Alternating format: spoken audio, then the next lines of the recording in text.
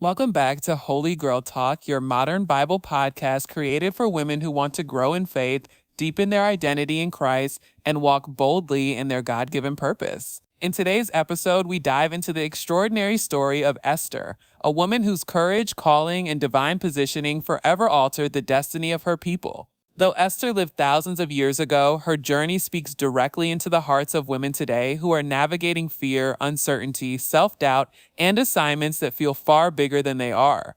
In this episode, we unpack Esther's early life, the hidden layers of her identity, and the unexpected path that elevated her from an orphan girl to the Queen of Persia. We explore the emotional tension she carried between who she was privately and who she was called to be publicly. Esther's life teaches us what it means to walk in courage even when our voice trembles, to trust God's timing when the stakes are high, and to understand that where God places us is never random, it is always intentional, strategic, and connected to our purpose. We also explore the internal conflict Esther wrestled with as she stood between obscurity and obedience, between silence and action. Her story reveals that faith is not passive, it requires discernment, preparation, prayer, fasting, and a willingness to step forward even when we feel unprepared. Esther didn't seek out her assignment found her. And just like so many women today, God equipped her for a calling she did not ask for but was uniquely created to carry. Another powerful theme in this episode is the importance of community.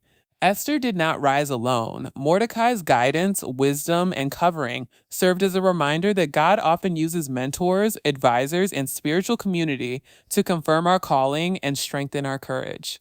Esther's journey shows that partnership with godly counsel can shape our decisions, expand our clarity, and anchor us when fear tries to take over. Finally, we examine the defining moment where Esther steps fully into her divine purpose and declares, "If I perish, I perish." These iconic words are not rooted in hopelessness, they are rooted in surrender, boldness, and trust. Her bravery teaches us that spiritual courage does not mean the absence of fear, it means moving forward anyway. Esther's obedience shifted generations, proving that one moment of faith filled decision making can change everything. This episode is for the woman who feels God calling her to rise, for the woman standing at a crossroads, for the woman battling fear while trying to walk in purpose, for the woman who knows God is nudging her towards something greater but doesn't yet feel qualified. If you need encouragement, clarity, confirmation, or courage for your next step, the story of Esther will meet you exactly where you are. Okay, holy girl, before we talk about Esther's courage, her calling, and her iconic "if I perish" moment, we need to slow down and step into the world she was living in. Because when you understand where Esther came from, you understand just how miraculous her rise truly was. Esther did not grow up wealthy, powerful, educated, or privileged. She wasn't raised in a palace. She wasn't groomed for royalty. She wasn't a girl who had a 5 year plan or a dream board filled with visions of queenship. Esther's story begins in brokenness, an orphan girl being lovingly raised by her older cousin Mordecai after losing both her parents. Her early life was marked with loss, uncertainty, and questions she probably never got answers to. And yet, God was already writing something beautiful behind the scenes. Now imagine this. Esther is a Jewish girl living as a minority in Persia under a king known for impulsive decisions and unpredictable behavior.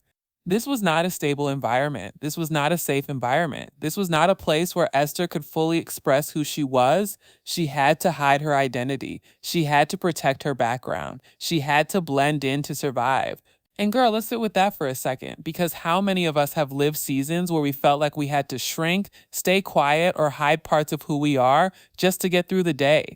Esther's story begins in a world that required silence, caution, and wisdom long before she ever wore a crown.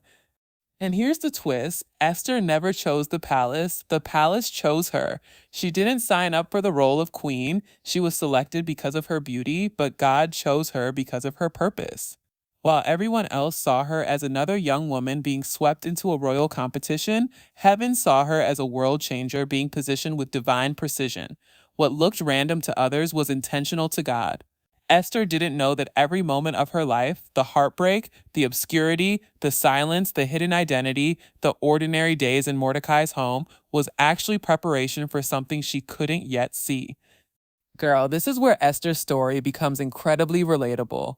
So many women listening right now feel like their life is ordinary, unpredictable, or stuck in a season that doesn't look anything like purpose. Maybe you're in a job you didn't choose. Maybe you're in a city you didn't plan to be in. Maybe you're navigating family dynamics, financial struggles, or emotional battles you never saw coming. Maybe you feel hidden, unseen, unnoticed, or not yet fully understood. But just like Esther, God is positioning you even when you feel overlooked. You may not feel powerful right now, but God is doing something in the background. You may not feel ready, but God is preparing you. You may not understand the season you're in, but God knows exactly why He placed you there. Before Esther ever saved a nation, she survived seasons that shaped her. Before she ever stepped into purpose, she lived through pain that prepared her. Before she ever spoke boldly, she spent years learning when to be silent. Before she ever stood before a king, she learned how to stand before God.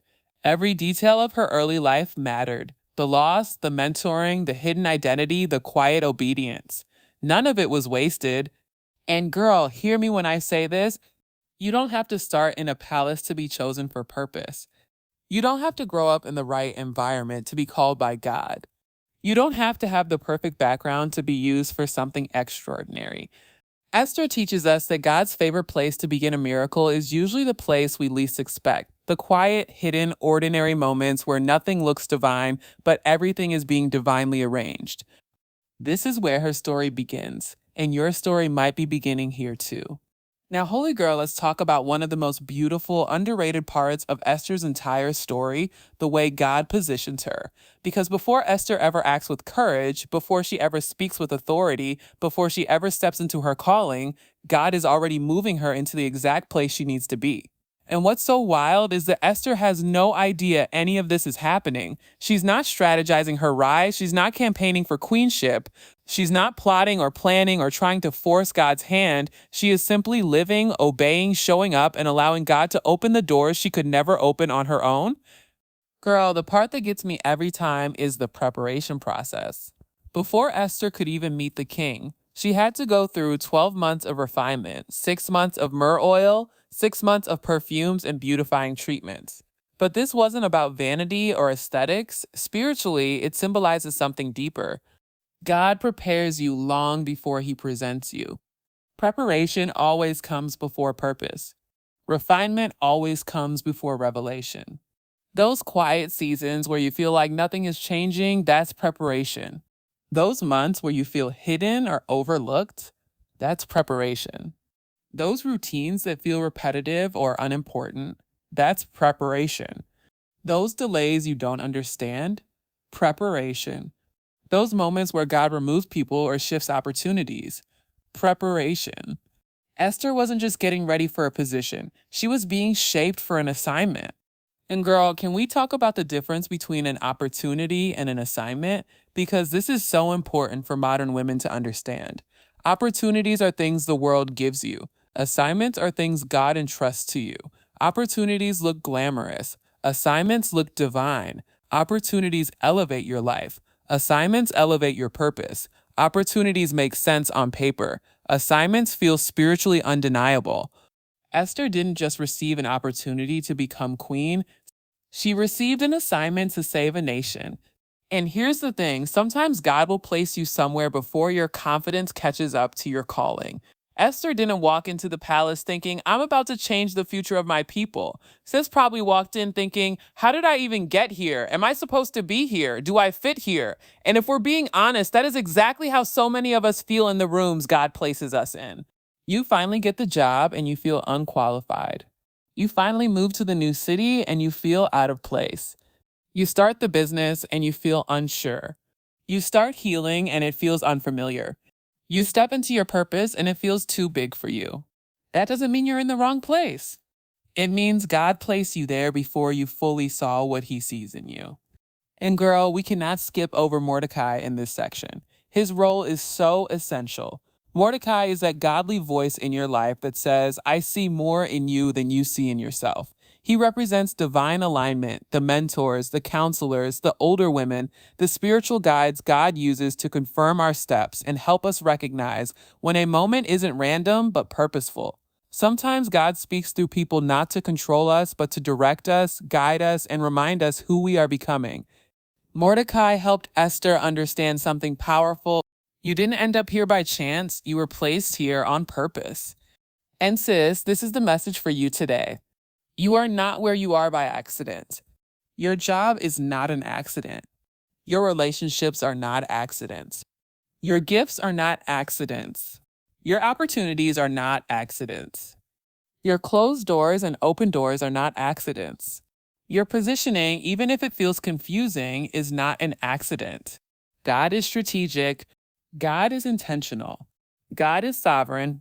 God is always preparing, aligning, shifting, arranging, and positioning you for something that is bigger than what you can currently see. Esther didn't understand her placement at first, but she trusted God in the process. She embraced the preparation. She honored the season she was in. She allowed refinement to shape her character. Because when the moment came for her to rise into her purpose, she was ready, not because she felt ready, but because God had prepared her. And girl, God is doing the same for you. Now, holy girl, this is where Esther's story shifts from quiet preparation to life-altering pressure, and it's the moment her calling finally collides with her fear. Everything is calm on the outside, but beneath the surface, a crisis is brewing. Haman has plotted the destruction of all Jewish people, and Esther suddenly finds herself at the center of a spiritual, emotional, and political storm she never asked for.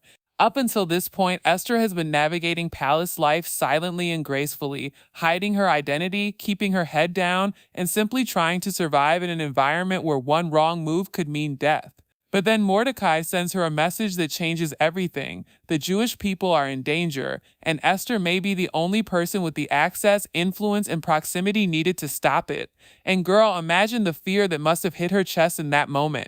She knows that approaching the king without being summoned could mean immediate death. She knows revealing her identity could expose her. She knows speaking up could cost her everything. For the first time, Esther is confronted with the reality that her position is not just about comfort, it's about calling. And here's the part that hits so deeply. Esther hesitates. She wrestles. She considers the risk. Because courage doesn't erase fear, it simply refuses to bow to it. Esther's initial response is human and relatable. She essentially says, I can't just go to the king. You know the law. And girl, how many of us have been in that exact emotional space? Called to something bigger but scared of what it might cost? Feeling God nudge you into a new season, a new boundary, a new conversation, a new level, but every insecurity in your body is screaming, I'm not ready? This is where Esther becomes a mirror for every woman listening. This is the moment where her comfort is at war with her purpose. Then Mordecai speaks the words that echo through generations. Who knows if perhaps you were made queen for such a time as this?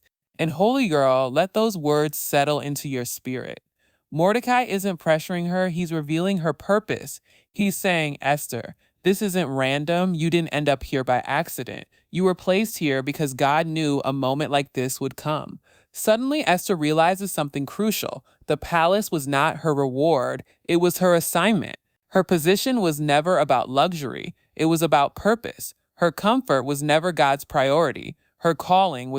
This is where calling and fear collide, and it happens to every woman. At some point in your life, God will place you at an intersection where you must choose between staying silent and stepping up, between hiding and rising, between protecting your comfort and fulfilling your purpose. And girl, that's when you realize calling will always stretch you, challenge you, and pull you into places your confidence hasn't caught up to yet. Esther teaches us that moments of destiny rarely arrive looking easy or convenient. They come disguised as pressure, responsibility, and choices that require faith over fear. She was scared, she was uncertain, she felt unqualified, but calling doesn't wait for confidence, it waits for willingness. Esther's crisis reveals the truth about purpose. It often demands action at the very moment you feel least prepared. It invites you into rooms that intimidate you. It asks you to speak when staying quiet feels safer. It pushes you into growth when comfort feels easier. And it reminds you that God never positions you without equipping you. Esther's fear was real, but so was her assignment. And this tension between the two is exactly what births her courage in the next part of her story. Holy girl, this is the moment where Esther shifts from fearful to faithful, from hesitant to obedient, from hidden to divinely activated.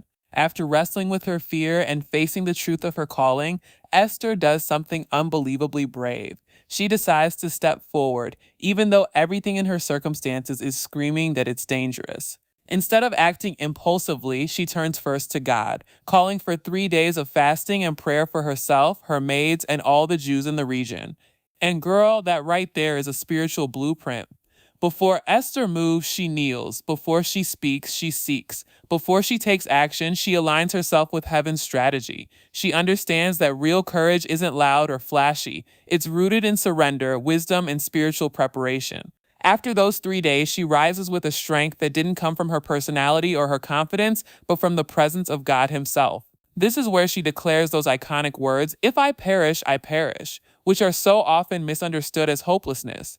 But holy girl, those words are actually a faith declaration. They mean, I am choosing obedience over fear. I am choosing purpose over safety. I am choosing God's will over my own comfort.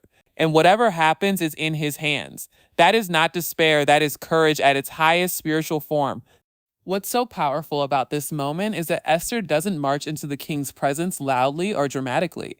She enters with quiet strength, clothed in wisdom, and guided by a strategy that the Holy Spirit whispered into her spirit. She doesn't expose Haman right away. She doesn't rush. She doesn't panic. She invites the king to a banquet, then another, demonstrating patience, timing, and discernment. Courage isn't always immediate action. Sometimes courage is strategic obedience. Esther shows us that bravery isn't always a roar. Sometimes it's the calm, steady voice that says, I will do what God is asking of me, even if my hands are trembling. And girl, that kind of courage changes things. It shifts atmospheres. It opens doors that fear tries to close. It positions you for favor in places where you expect rejection. When the king extends his golden scepter toward Esther, granting her access instead of punishment, it becomes a physical demonstration of how God responds when His daughters step into purpose. He covers them, protects them, and paves the way. Esther teaches us that courage doesn't eliminate fear, it simply refuses to let fear lead. Courage is choosing obedience when you can't predict the outcome. Courage is trusting that God's instruction is wiser than your comfort zone. Courage is recognizing that your purpose is worth the risk. And for every woman listening who feels like God is calling her into something bigger, something scary, something stretching, something that threatens to expose the parts of you you've been hiding, Esther is your reminder that God never asks you to step into something He hasn't already prepared you to handle. Her courage wasn't born in the throne room, it was born in fasting, prayer, stillness, and surrender. And girl, the same courage that lived in Esther can live in you too. Holy girl, this is the part of Esther's story that gives me chills every single time because this is where we see what happens when a woman chooses obedience, even when the outcome is uncertain. After 3 days of fasting, praying, and aligning herself completely with God's will, Esther steps into the palace court, knowing full well that walking in uninvited could mean immediate death. But what she doesn't see with her physical eyes, what she cannot possibly imagine, is the way heaven is already moving on her behalf. The king, who had a history of impulsive decisions and unpredictable moods, looks up and sees Esther standing there in quiet confidence, and something shifts. Instead of reacting with anger or punishment, he extends his golden scepter toward her, a sign of favor, protection, and divine mercy. That one gesture is physical proof that when you step into purpose, God has already stepped into the room before you. And girl, this is why obedience matters, because God prepares hearts you're about to speak to, softens environments you're about to enter, and arranges outcomes you could never produce on your own. Esther hadn't said a single word yet, but favor was already flowing. What's so striking about this breakthrough is that Esther doesn't rush into her request. She doesn't immediately expose Haman or cry out in panic. Instead, she moves with strategy, patience, and wisdom that could only come from God. She invites the king and Haman to a banquet, not once but twice, showing us that divine timing is just as important as divine courage. Sometimes God gives you the assignment, but He also gives you the pace at which to walk in it.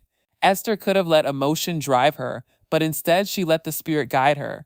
And girl, that is such a powerful lesson. Breakthrough isn't just about boldness, it's about alignment. It's about hearing God say, wait.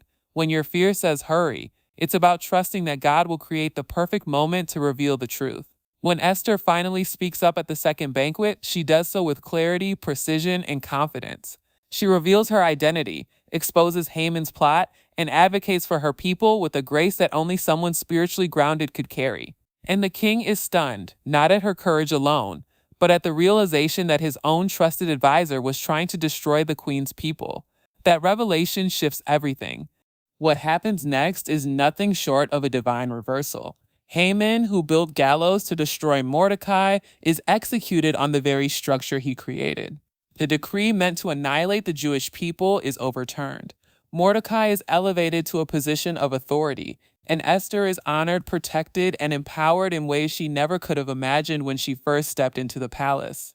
This is what happens when God steps into a story. He doesn't just fix things, he reverses them. He doesn't just defend you, he elevates you. He doesn't just close the enemy's plan, he builds a future from the ruins.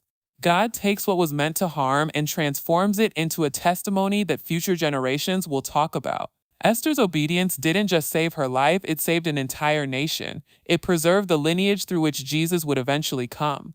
One woman's obedience created a ripple effect that changed the course of history. And girl, this is where it gets personal for us as modern women. Sometimes you don't realize how big your obedience is. You don't realize that the conversation you've been avoiding, the decision you're afraid to make, the healing journey you keep postponing, the boundary you need to set, or the step of faith God keeps nudging you toward may not just be about you. It may be connected to the lives of people around you. It may shape the environment your future children will grow up in. It may shift generational patterns. It may close the door on spiritual attacks that have followed your family for decades. You think it's just one decision, but heaven sees a legacy. Esther didn't know the weight of her yes when she gave it. She didn't know she was stepping into world-changing history. She didn't know that generations would call her courageous. She simply obeyed. She simply trusted. She simply followed the leading of God, even though her stomach was tight with fear.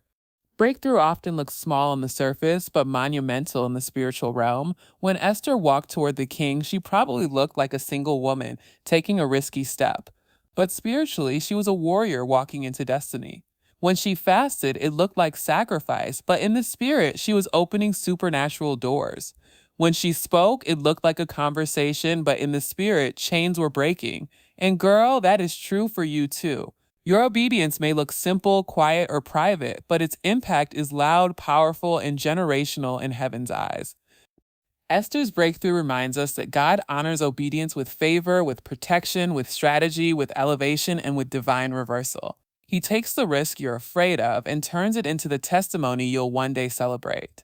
He takes the moment you think will break you and transforms it into the moment that births your purpose. Esther walked into her calling trembling, but she walked out triumphant. And holy girl, the same God who honored Esther's obedience is the same God writing your story today. Holy girl, as we close Esther's story, this is where everything comes full circle. Because Esther is not just a historical figure, she is a blueprint for every woman who has ever questioned her worth, her voice, her timing, her calling, or her ability to rise when God asks her to. Esther teaches us that you don't have to come from a perfect background to be chosen. You don't have to feel qualified to be called, and you don't have to be fearless to be courageous. You just have to be willing. Her life shows us that God often chooses ordinary, hidden, underestimated women to carry out extraordinary assignments. She reminds us that purpose doesn't always look glamorous. It often looks like responsibility, obedience, and decisions that require us to grow beyond who we used to be. Esther teaches us that before God positions you publicly, he prepares you privately. She teaches us that hidden seasons are not punishment, they are preparation. She teaches us that God will often place you in environments that stretch your identity, challenge your comfort, and reveal strengths you didn't know you had. And girl, she teaches you that your silence may feel safe, but your purpose requires your voice.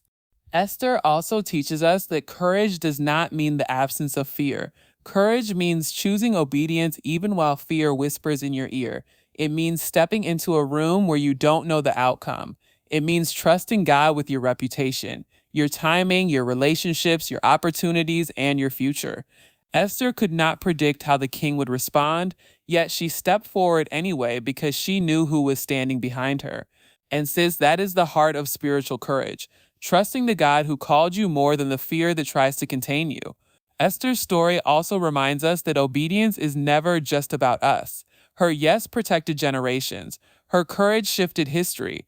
Her faith preserved the lineage of Jesus. And girl, the same is possible in your life.